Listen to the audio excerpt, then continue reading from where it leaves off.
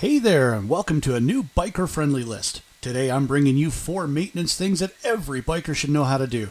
Before we start, don't forget to hit the like, subscription, and notification buttons. With that said, let's start our list.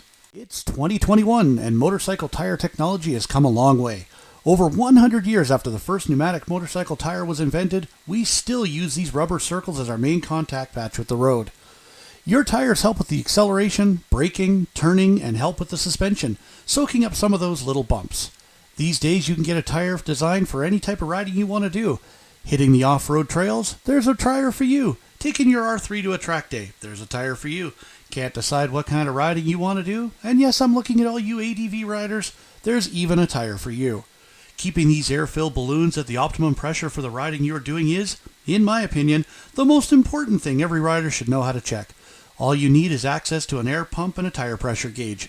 Pop the valve cover off the stem of each tire, providing you have both and haven't lost one or both somewhere along the way, and press your gauge firmly on the stem to get a reading. From there, check that reading against your owner's manual, and then add air or take away air until you're at the pressure reading you need to be at. Checking your fluids can mean many things depending on the bike you have. Let's start with the motor. Every bike, but electrics, and if I'm wrong about this part, let me know in the comments, they'll take engine oil. This can be checked by a dipstick or through a sight glass depending on your bike.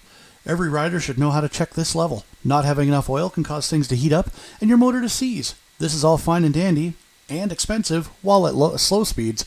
But at highway speeds, you risk having your bike trying to throw you like a bull throwing a bareback bull rider when the moving parts of your bike suddenly stop moving. The next fluid to check should be your front and rear brake fluids. The reservoirs are for front and rear are typically separate. The rear one will most likely be hidden somewhere near the engine, under the seat, etc. The front brake fluid reservoir, though, is way easier to locate. Typically, you should be looking at your handlebars right near the brake lever. While there are aftermarket versions you can get, most of these reservoirs will fall into 2 types. First is an opaque plastic one that allows you to see the contents from pretty much any angle of the bike, unless it's on a sport bike. Then you end up with a colored sleeve, which really reminds me of a sweatband from the 80s, that you will have to remove to see the fluid level. The other is an aluminum box with a sight glass on the side to see your level. Not as pretty as the other one, but just as functional.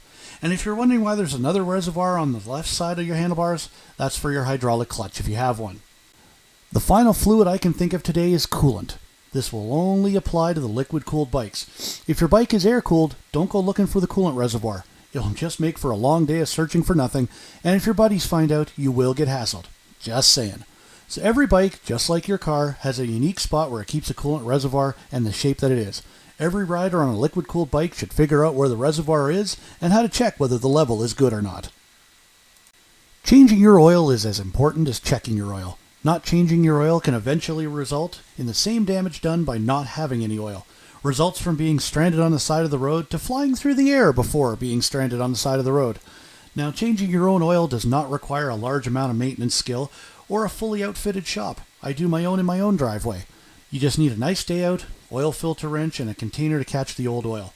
As for what oil you should use, I would suggest checking your owner's manual. Asking somebody on an internet forum which oil you should use is likely to draw large amounts of ridicule and harassment. It's not worth it. We aren't going to get into the synthetic versus conventional versus semi-synthetic debate either. Everyone has their preference and opinions. The first time you change your oil can be scary, but after that first time you'll have the confidence of a journeyman mechanic. Our final item on the 4 maintenance items every rider should know is changing out your bulbs. This includes headlights, brake lights, and turn signals. In this section we're talking about the factory non-LED bulbs. The main reason for knowing how to change these has to do with the dark, and the ability to replace them no matter where you are.